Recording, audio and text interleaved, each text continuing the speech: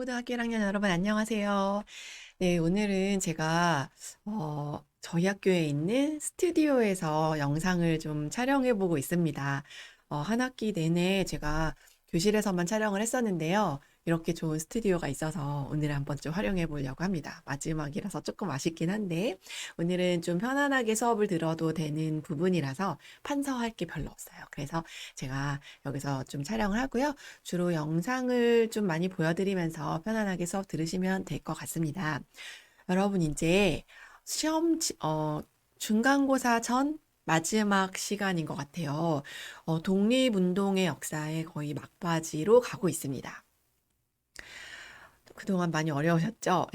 독립운동의 역사가 많이 어려웠던 것 같은데, 여러분들이 좀 카테고리를 나눠서 공부를 하시면은 좀 그래도 어렵지 않게 할 수 있지 않을까, 라고 생각을 합니다.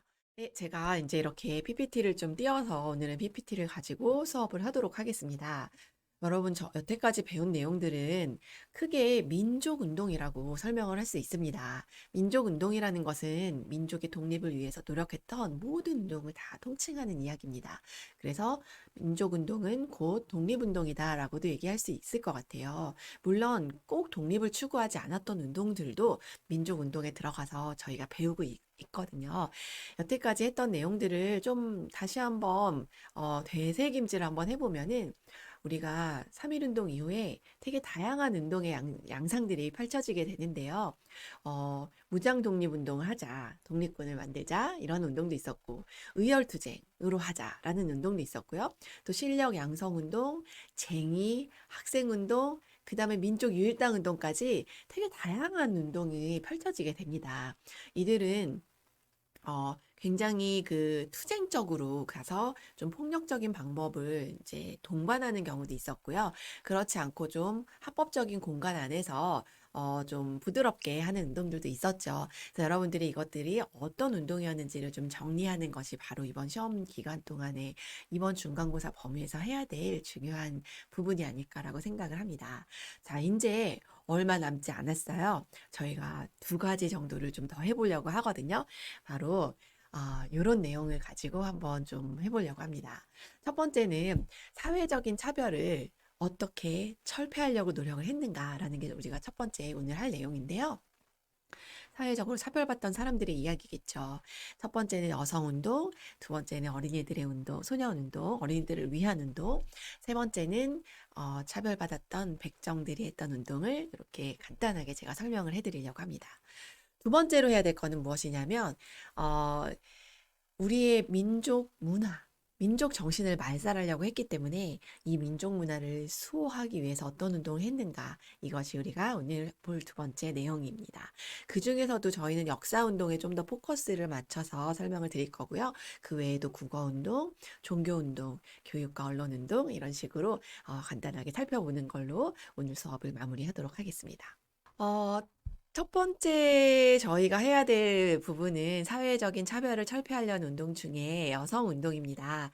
자, 이 여성 운동이 등장하게 된 배경은 바로 3.1운동 이후에 1920년대에 여성의 사회 진출이 굉장히 활발해졌다라는 데 있습니다. 옛날에 우리 조선시대를 생각해 보시면 여성들의 모습이 어땠습니까? 남존여비, 즉, 남자들만 이제 귀중하고 남자들이 사회생활을 하고 여자들은 집안에서 집안일을 하거나 굉장히 차별받았던 모습들을 여러분이 기억하실 수 있을 거예요. 되게 가부장적인 그런 사회 모습이었죠. 이제 신분제가 폐지되고 또 여성들의 어떤 사회 진출이 활발해지면서 여성들의 인권이 신장돼야 된다. 그리고 여자와 남자는 평등한 존재이다라는 어떤 관념들, 이런 생각들이 싹트기 시작하는데요. 특히 여성의 사회 진출이 활발해지면서 이제, 여자들도 이제 남자들과 다르지 않구나라는 생각들이 굉장히 퍼져나가게 됩니다. 그러나 현실은 어땠느냐? 일제시대, 일제강점기가 도래하면서 여자들을 차별하는 오히려 법들이 더 강화되고 여자들을 어, 억압하는 이러한 정책들이 더 이제 강화되는 이러한 현상이 생겨나게 됩니다. 즉, 사람들의 생각, 여성들의 생각과 현실이 갭이 커진 거죠. 그러다 보니까 여성들이 전면에 등장해서 차별 철폐하는 운동들을 벌이게 됩니다. 자, 여성 운동은 다양한 방식으로 등장을 하게 되는데요. 어떤 식으로 전개가 되는지를 제가 간단하게 책에 있는 내용을 이런 도표로 좀 그려드렸습니다.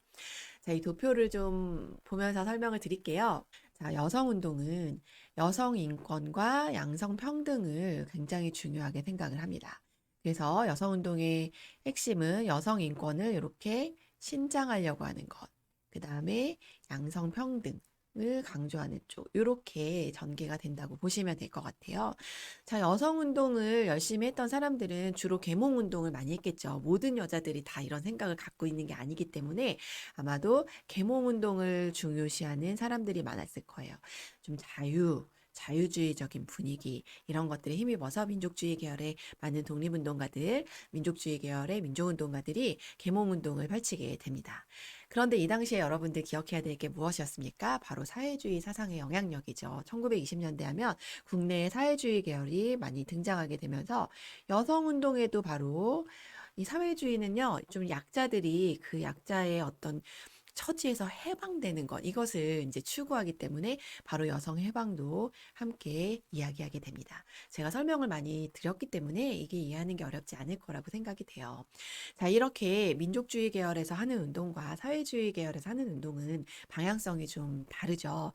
이 다른 부분을 하나로 합쳐야겠다라는 흐름은 이 민족유일당 운동의 흐름에서 등장을 하잖아요. 신간회라는 단체가 생겼는데요. 이 자매단체로 근의회가 생기게 됩니다. 자, 여성운동하면 이 근의회를 좀 기억해 주시고요. 이 근의회는 바로 신간회와 마찬가지로 민족유일당 운동의 일환으로 전개가 됩니다. 그래서 자, 근우회가 도달하고자 했던 운동 목표를 제가 국가보훈처에서 가져왔어요. 교과서에 있는 내용과 다르지 않습니다. 바로 여성들의 단결을 통해서 지위를 향상하는 것. 그래서 양성평등을 추구하는 것입니다. 주요 활동은요, 신간회와 아주 비슷합니다. 전국에 지회가 조직되어서 여성의식 향상을 위한 강연회와 토론회를 개최하게 되고요. 문맹 퇴치를 위한 야학 운동도 벌이게 됩니다. 그래서 이 여성 계몽에 굉장히 힘쓰게 되었다라는 것이 바로 이제 근의회 활동이죠. 내용 이해하는 데는 어렵지 않을 거라고 생각이 돼서 여성 운동은 이 정도로 마무리하도록 하겠습니다. 네, 두 번째 운동은 소년 운동입니다. 소년 운동은 어린이를 위한 운동이라고 볼 수 있는데요.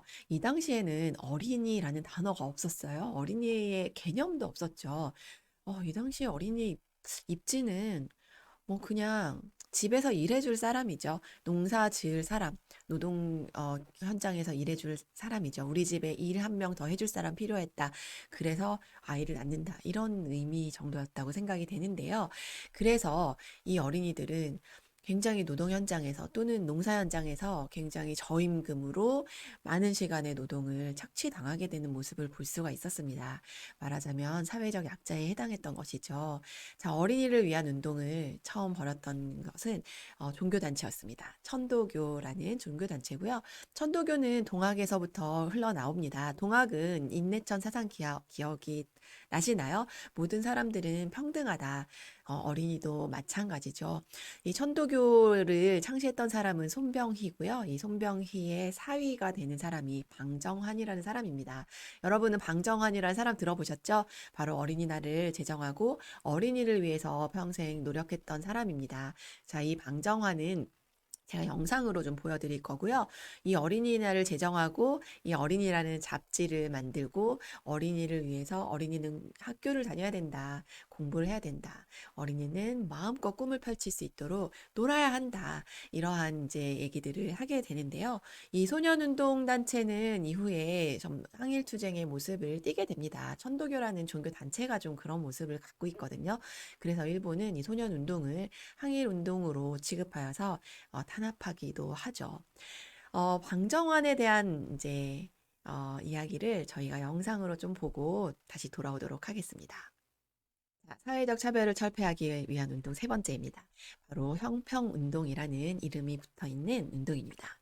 자, 형평운동은 뜻이 있어요. 저울처럼 평등하게 저울이 똑같이 되지 않습니까? 그래서 저울처럼 평등한 세상을 위하여 하는 운동이다라는 의미를 가지고 있는데요. 이것은 이 당시에 아직까지도 굉장히 차별받고 있었던 백정들의 운동입니다. 자, 백정이라는 단어를 기억하십니까? 자, 고려시대의 백정은 일반 양인, 농민들을 뜻하였습니다. 그런데 조선시대의 백정은요, 도축을 하는 사람들을 의미합니다. 고기는 먹어야 하니까 누군가 도축은 해야 됩니다. 하지만 이 도축을 하는 일은 되게 험한 일에 들어가죠. 그리고 굉장히 천한 일로 치부되었습니다. 신분상으로 천민은 아니에요. 그런데 어, 그 천민의 취급을 받았죠. 그래서 같은 농민들조차도 이 백정들을 무시하고 백정들의 자녀와는 같이 학교를 다니고 싶어 하지 않았습니다. 가보개혁으로 신분제가 폐지됐음에도 불구하고 이 백정들은 계속 차별을 받아왔죠. 백정들이 사실 돈이 없지 않았어요. 돈 많이 벌은 사람들도 있었거든요. 그런데도 불구하고 이의 자식들은 학교를 다니지 못하였습니다. 그래서 이 백정들이 우리도 평등한 사회를 꿈꾼다. 그래서 형평사, 조선 형평사라는 거를 만들고 이 형평운동을 전개하게 되는데요. 이 백정뿐만이 아니라 이제 양반 중에도 이들의 차별을 철폐하기 위해서 함께 노력했던 사람들도 있습니다. 그래서 이 형평운동은 어떻게 진행되는지를 제가 영상을 좀 찾아봤는데 예전에 했던 알쓸신잡이라는 프로그램에서 이제 뭐 이렇게 이야기하는 프로그램인데 형평운동을 잘 설명해 주는 것 같아서 제가 그 영상으로 이 설명을 대신하도록 하겠습니다. 영상 보고 다시 돌아올게요. 자, 여러분 이제 민족 문화를 어떻게 지키려고 하였는지에 대한 내용을 좀 공부를 해보도록 하겠습니다. 그 중에 가장 먼저 얘기해야 될 것은 우리의 역사, 한국의 역사를 어떻게 지키려고 했는가인데요. 이거는 일본이 우리나라 역사를 왜곡하는 것에 맞선 것이다라고 보시면 되겠습니다. 일본은요, 즉 일본 제국주의는요, 역사의 중요성을 잘 알았던 것 같아요. 역사를 말살시켜야 민족 문화를 말살시킬 수 있다라는 생각을 한 것 같습니다. 그래서 굉장히 체계적으로 많은 연구를 하여서 우리나라의 역사를 왜곡하는 작업을 하게 되는데요. 우리 역사를 단 한마디로 이렇게 표현을 합니다. 너희들의 역사는 주체적으로 발전하지 못했다. 또는 자율적으로 발전하지 못했고 정체되어 있었다. 그래서 발전하지 못하고 정체되어 있었기 때문에 우리의 침략을 받거나 다른 나라의 강대국의 침략을 받는 것이 너무 당연하다라는 것이 바로 일본의 역사 왜곡의 기본적인 논리입니다. 자, 이것을 조금 더 자세히 풀어서 설명을 하면은 세 가지로 설명을 하거든요. 첫 번째는 타율성론, 두 번째는 정체성론, 세 번째는 당파성론입니다. 어, 타율성론이란 바로 너희들은 위치상 강대국들한테 둘러싸여가지고 침략을 많이 받게 생겨먹은 데 살았다.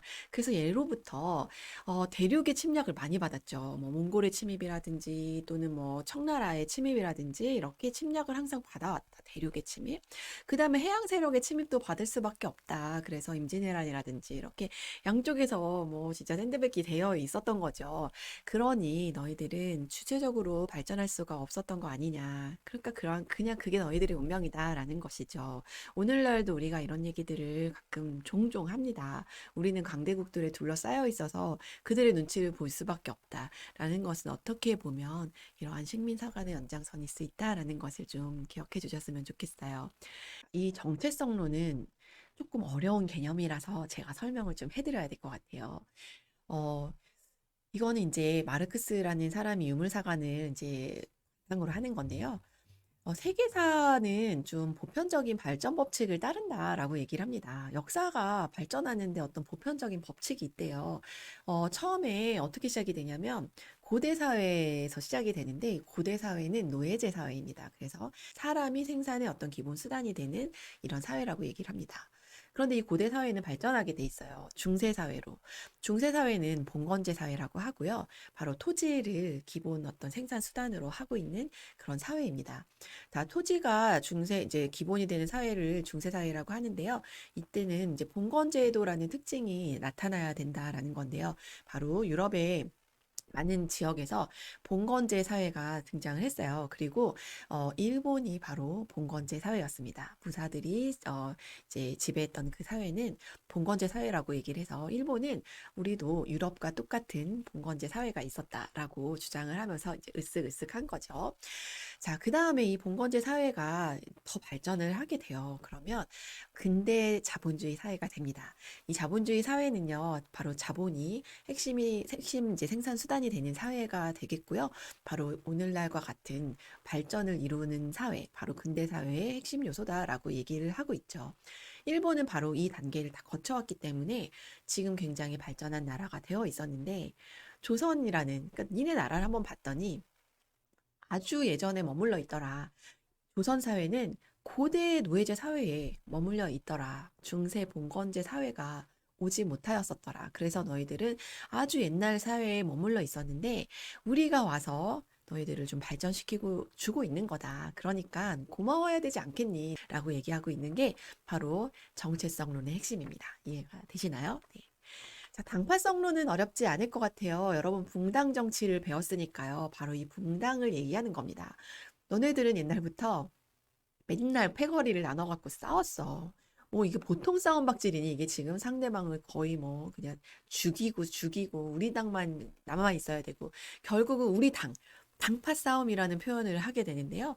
이렇게 싸우는 민족이니까 될 리가 없죠. 힘을 합쳐서 발전을 할 수가 없었지 않겠니? 그러니까 너희들의 역사는 기본적으로 타율적이고 아주 발전을 못했고 맨날 싸움박질만 하는 민족이야. 그러니까 아주 역사적으로는 열등한 민족이야. 라고 얘기합니다. 자, 이거를 일본이요. 굉장히 연구 결과를 뒷받침하면서 얘기하게 되기 때문에 우리도 이것에 맞서서 역사 연구를 활발하게 진행하게 됩니다. 일본의 식민사관에 대항하려고 했던 이런 역사 연구의 흐름은 여러 가지 흐름으로 나타나게 되거든요. 그 중에서 우리는 세 가지의 흐름을 좀 살펴보려고 합니다. 자, 이 세 가지의 흐름은 바로 민족주의 사학, 그 다음에 사회경제 사학, 그리고 실증 사학입니다. 자, 이 민족주의 사학은요, 식민사관에 대항해서 우리의 주체적인 부분을 강조하려고 하면 민족주의 사학이라고 얘기를 하고 있어요. 우리가 얼마나 자주적으로 자율적으로 발전되어 온 역사였는지를 강조하는 사람들이고요. 대표적인 학자는 박은식, 신채호, 정인보, 문인평, 안재홍 이런 사람들을 바로 민족주의 사학자들이라고 얘기하고 있습니다.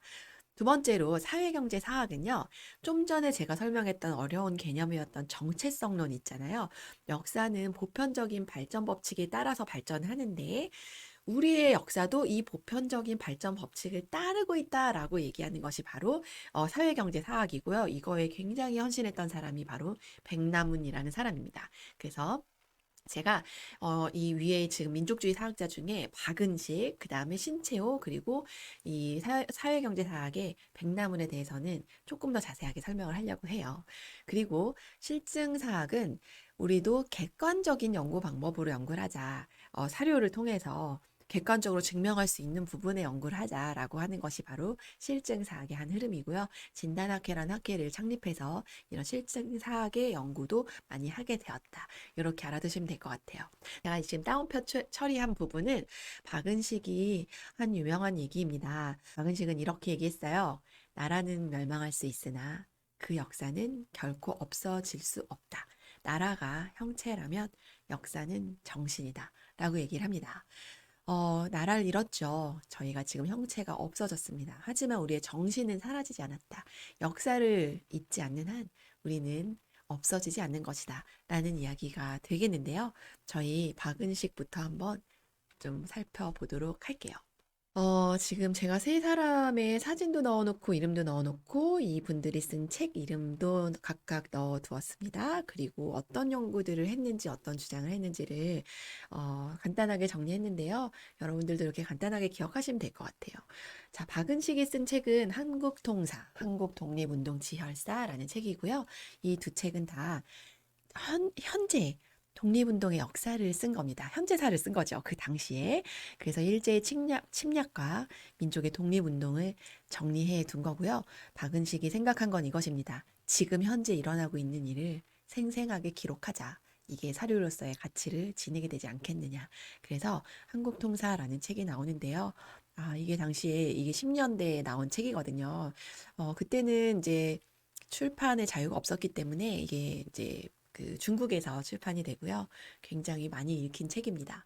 그리고 오늘날도 많이 읽히고 있는 책 중에 역사를 공부하는 사람들한테는 많이 읽히고 있는 책 중에 한 권이고요. 아까 말했듯이 혼, 정신을 강조하죠. 그래서 박은식 하면 바로 이 혼, 조선의 국혼이라는 단어와 떼려야 뗄 수 없는 그러한 사람이다라고 볼 수 있겠습니다. 자, 신채호는요, 조선 상고사, 조선사 연구초라는 책, 되게 많은 책을 쓰셨죠. 예. 그런데 이 두 책은요, 고대사 연구에 집중하고 있어요. 자, 신채호가 집중한 것은 우리나라 고대사입니다. 고조선의 역사, 고구려의 역사, 이러한 삼국시대 역사, 그 중에서도 만주 지역을 아주 휘날렸던 나라들의 역사에 관심이 많았죠. 우리는 이렇게 진취적이고 굉장히 기상이 있는 민족이었는데 이후에 굉장히 쪼그라들었다. 우리의 기상이 좀 약화된 거에 대해서 굉장히 안타까워했어요. 그래서 그 옛날의 진취적인 기상을 좀 되찾고 싶어 하는 그러한 모습을 보이죠. 신채호에 대해서는 제가 여러 번 설명을 했으니까 요 정도 설명을 하고요. 자, 백남훈이 아까 제가 설명했던 정체성론을 비판했고요. 이건 바로 조선 사회경제사라는 책에 잘 등장하고 있습니다. 우리도 중세 봉건제 사회를 거쳤다. 조선시대랑 고려시대는 바로 봉건제 사회였다라고 얘기를 하고 있고요. 심지어 조선시대는요, 이 봉건제 사회에서 더 발전된 시대라고 얘기하고 있습니다. 자, 이렇게 세 학자들을 제가 설명을 했는데요. 그 중에서 박은식과 신채호에 대한 기억록 영상 한번 보고 돌아오시겠습니다. 잘 보고 돌아오셨죠? 우리의 한국사 이제 교과서의 흐름은요, 이 당시에 있던 민족주의 사학이라든지, 그 다음에 이 사회경제 사학, 그리고 또 그 후에 연구된 많은 그런 흐름들이 많이 반영이 되어 있습니다. 특히 이 식민사관을 극복하는 것들이 굉장히 큰 주제고, 큰 우리의 문제의식이기도 했기 때문에 역사 교과서에 많이 반영이 되고 있는데요. 그래서 요번 시험 범위에서도 강조하는 부분이 아마 조선시대 후기의 경제 사회의 모습입니다. 제가 그 부분을 많이 강조해서 설명을 드렸고, 또 교과서에도 많이 강조가 되어 있어요. 바로 우리가 발전되었다는 부분을 보여주는 데 있어서 가장 중요한 시점이 조선 후기의 경제 부분이거든요.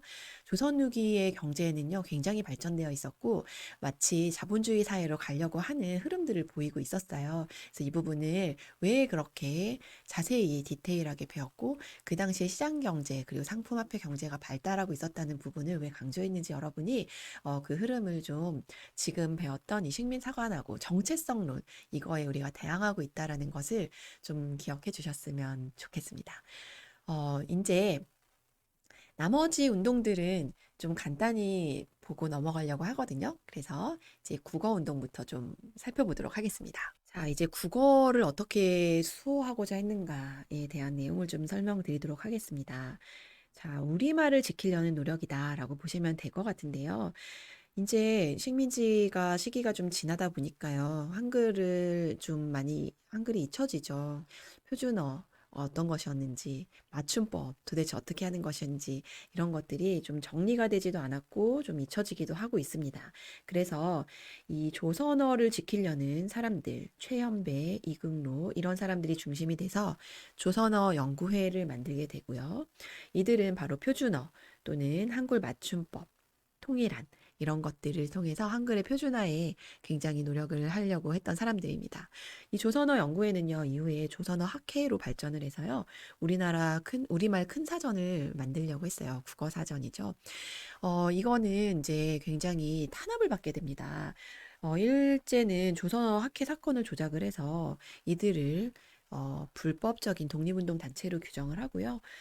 인사들을 체포해서 투옥해서 엄청난 고문을 하게 되고요. 이 고문으로 옥사한 사람들도 있죠. 그래서 우리말 큰사전은 편찬하는 데 실패하게 됩니다. 그러나 이후에 독립 후에 광복 후에 이 큰 우리말 사전은 편찬이 됩니다. 영화 말모이라는 영화는 바로 이 조선어 학회 사건을 배경으로 하고 있습니다. 어, 언론 활동으로 넘어가 볼게요. 3.1운동 이후에 이제 신문을 발행할 수 있게 되어서 조선일보와 동아일보가 많은 활동을 하게 되고요. 그 외에도 잡지가 많이 발행이 됩니다. 그래서, 뭐, 이 잡지라든지 신문을 통해서 새로운 사상들, 그리고 문화, 예술, 역사, 이런 것들이 이제 많이 소개가 되면서 문화 발전에 기여하게 되었다라는 거죠. 교육 활동도 보시면은 이 당시에 이제 그 의민화 교육에 맞서서 많은 학교들이 만들어지게 됩니다. 그리고 서당을 개량하기도 했고요. 그래서 새로운 학문, 신식 학문들을 많이 가르치게 되죠. 그 다음에 우리는 이제 야학을 좀 기억해 주시면 좋겠는데요. 이 야학은 이제 학교를 다닐 수 없는 사람들이 아직 많았기 때문에 실력 양성 운동의 일환으로 야학이 전개가 되고요. 그 실력 양성 운동 말고도 농민과 노동자들을 위한 운동으로 야학이 설립되기도 해요. 그래서 많은 이제 계몽 활동들을 하게 된다. 종교 운동으로 좀 넘어가 볼까요? 종교 단체들이 많이 독립 운동에 헌신을 하는 단체들이 많아요. 그래서 하나하나 좀 간단히 보시면 될 것 같아요. 자, 대종교는 단군 신앙을 널리 전파하면서 만들어진 종교입니다.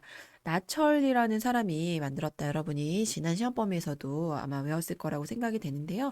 일제강점기 이후에는 이제 간도로 가서 중강단을 조직하고 무장투쟁을 하게 되었다라고 기억해 주시면 되겠습니다. 자, 천도교도 이전에 외웠던 적이 있을 거예요. 손병희가 이 동학을 이어받아서 만들었던 종교고요. 이 종교는 독립선언을 굉장히 3.1운동에서도 아주 중추적인 역할을 했었고요. 이후에도 또 독립선언을 하려고 노력을 했으며 청년운동, 여성운동, 소년운동에 굉장히 깊숙이 개입되어 있었던 종교입니다. 어, 뭐 평등사상, 민족의식 이런 것과 관련이 깊죠. 자, 불교로 넘어가 보겠습니다. 자, 불교도 한용운과 같은 사람이 항일운동에 참여하면서 이 불교를 좀 개혁하게 하려고 굉장히 노력을 했었고요. 불교의 통제도 이제 일본이 불교를 탄압하는 거에도 맞서서 싸우려고 했었다라고 기억해 주시면 되겠습니다. 한용운은 아마 국어 시간에도 만나게 될 굉장히 유명한 시를 썼죠. 님의 침묵이라는 시를 쓰신 분이기도 합니다. 자, 개신교는 오늘날 여러분이 알고 있는 기독교라고 보시면 되겠고요. 주로 교육활동, 학교를 많이 만들거나 이 당시에 기독교 학교들이 많았죠. 그리고 의료사업, 기독교가 이제 바탕이 돼서 이제 선교사들이 많이 의료원을 세우기 때문에 의료 사업을 활발하게 전개를 했고요. 또 신사참배를 거부하면서 많이 탄압을 받기도 합니다. 자, 천주교는 이제 보육원이랑 양로원을 세우면서 사회사업을 많이 했고요. 의민단을 조직해서 무장투쟁을 전개하기도 하였습니다. 자, 박중빈이 창시한 원불교는 좀 뭔가 근검절약 같은 느낌이에요. 허례 폐지 이런 느낌으로 새생활 운동을 펼치게 됩니다. 우리나라 4대 종파라고 합니다. 자, 이렇게 좀 민족 문화 운동을 정리했고요. 여러분 교과서 205쪽에 보면 전형필에 대한 내용이 있어요. 한번 읽어보시고 제가 영상으로도 좀 잠시 후에 보여드리도록 하겠습니다. 자, 이제 206쪽에 넘겨보시면 문학과 관련된 내용이 등장을 합니다. 네, 이 당시에는 적극적인 항일투쟁을 하기 어려웠던 사람들이 좀 소극적으로 활동한 것 중에 하나는 문학으로 시로 이제 저항시를 쓰면서 활동을 했던 사람들이 좀 있습니다. 물론 적극적인 항일투쟁을 하면서 시를 쓰신 분들도 있어요. 근데 특히 국내에서는 문화나 예술 계통의 활동을 많이 하게 되는데요. 이때 이제 저항시인으로 유명했던 사람들을 좀 소개하고 싶습니다. 뭐 대표적으로 이육사, 윤동주, 또 심훈, 이상화 많은 사람들이 저항시를 썼고요. 이 시의 내용은 아마 국어 시간에 자세히 배울 거예요. 그리고 아마 수능 시험에도 많이 출제가 되고 있을 거라고 지금 생각이 드는데요. 이들의 저항시가 의미가 있는 이유는 이 당시에는 친일시를 쓴 사람들도 많았다는 거죠. 그래서 교과서에 친일문학과 저항문학이라는 그런 페이지로 한 페이지를 할애하고 있어요. 여러분들은 먼저 이 친일시가 어떤 느낌인지 한번 읽어보신 다음에 저항시를 좀 읽어보려고 하거든요. 교과서 206쪽에 나와 있는 노천명이라는 시인의 님의 부르심을 받들고서라는 시하고 제가 학습지 28쪽에 주요한의 대동아 공영의 꿈이라는 이제 대표적인 친일 시인데요. 전체적으로 주제는 전쟁에 참여하라는 주제입니다. 이 두 시는 지금 잠깐 이걸 좀 멈춰 놓으시고 잠깐 한번 읽어보시기 바랍니다. 네. 이 친일 시와 같은 시 좀 분개하시죠. 전쟁에 나가라는 얘기잖아요. 전쟁에 나가서 죽으라는 얘기인데. 자, 이러한 이제 시와 다르게 저항시를 읽어보고 느낌이 어떤지를 좀 보셨으면 좋겠어요. 저항시를 쓰신 분들은 이 시에 다 의미가 담겨 있는데요. 대체로는 지금 현실, 일제강점기의 엄혹한 현실과 독립을 향한 소망들을 나타내고 있는 시입니다. 그 중에서 이육사의 광야라는 시와 그 다음에 제가 실어놓은 이상화의 빼앗긴 들에도 봄은 오는가라는 시를 제가 한번 읊어드리고 이 수업을 마치도록 해야 할 것 같습니다. 광야 이육사 까마득한 날에 하늘이 처음 열리고 어디 닭 우는 소리 들렸으랴. 모든 산맥들이 바다를 연모해 휘달릴 때도 차마 이곳을 범하던 못하였으리라. 끊임없는 광음을 부지런한 계절이 피어선지고 큰 강물이 비로소 길을 열었다. 지금 눈 내리고 매화 향기 홀로 아득하니 내 여기 가난한 누레에 씨를 뿌려라. 다시 천고의 뒤에 백마 타고 오는 초인이 있어 이 광야에서 목 놓아 부르게 하리라. 빼앗긴 들에도 봄은 오는가. 이상화. 지금은 남의 땅 빼앗긴 들에도 봄은 오는가. 나는 온몸에 햇살을 받고 푸른 하늘 푸른들이 맞붙는 곳으로 가르마 같은 눈길 따라 꿈속을 가득 걸어만 간다. 나는 온몸에 풋내를 타고 푸른 웃음 푸른 서름이 어우러진 사이로 다리를 절며 하루를 걷는다. 봄 신명이 접했나 보다. 그러나 지금은 들을 빼앗겨 봄조차 빼앗기겠네. 자, 여러분, 이제 시험 범위가 끝이 났습니다. 여러분 지금 공부하느라 너무 힘드시죠? 독립운동사 진짜 공부하기 어려워요. 저도 너무 힘들었었기 때문에 얼마나 어렵게 공부하고 계신지 알고 있습니다. 그런데 여러분, 우리 독립운동 역사를 좀 꼭 기억해 주세요. 우리가 기억하지 않으면 잊혀질 것 같아요. 우리가 그들의 이름과 그들이 어떤 일들을 했었는지를 기억하지 않으면 잊혀질 것 같습니다. 근데 잊어서는 안 될 것 같죠. 정말 목숨을 바쳐서 실제로 목숨을 잃으면서 독립운동에 헌신하셨던 우리나라의 독립운동가들 여러분들이 꼭 외우고 기억해 주셨으면 좋겠습니다. 이상으로 독립운동의 역사 부분을 이제 마치고요. 조금 남아있어요. 그 부분은 기말고사 범위에서 다시 배우도록 하겠고요. 여기까지는 좀 잘 정리해 주셨으면 좋겠습니다. 자, 여러분 너무 수고 많으셨고요. 범위는 끝났지만 여러분들이 질문 있으면 언제든지 질문해 주시면 되겠고요. 다음 시간에는 그동안 못 봤을 것 같은 영상들을 제가 다 올려드리도록 하겠습니다. 그럼 오늘은 여기서 마치도록 하겠습니다. 여러분 수고 많으셨어요. 안녕.